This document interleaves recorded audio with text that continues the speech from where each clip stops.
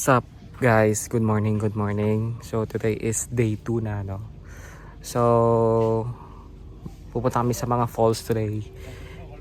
And tara na. Nag-aaya na si Paring Ron. Let's go.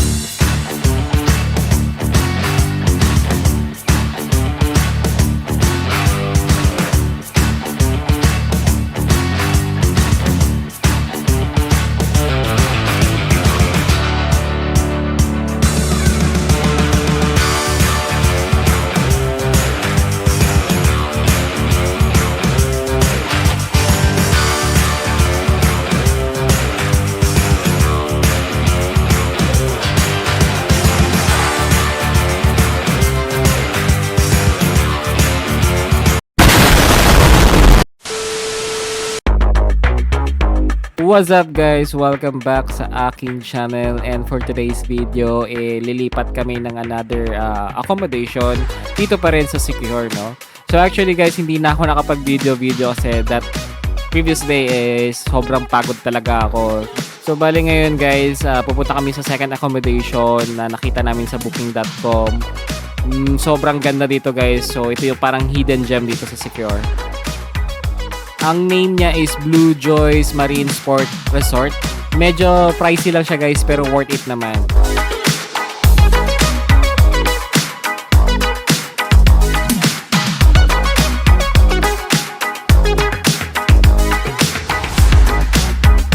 As you can see guys, meron silang mini bar. And ang kanilang menu dito is more on Chinese foods. Since ang may-ari nito ay sa Chinese national to. Siyempre, itutour din kita sa aming kwarto. As you can see guys, sobrang ganda, di ba? Napakaluwag guys. Siyempre, hindi mawawala ang bathroom tour. Napakaluwag dito guys. Hindi pwede ka nga matulog dito eh. At sobrang lamig. And syempre, hindi pwedeng hindi ko ipakita sa inyo yung view dito, no? At wala po sa usapan na ilak ang pinto. Nilak pala ng kasama ko, walang iya.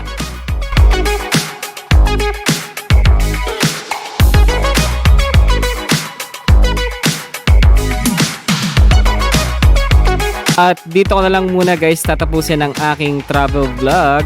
And don't forget to like and subscribe. Let's go! Hanggang sa muli, paalam!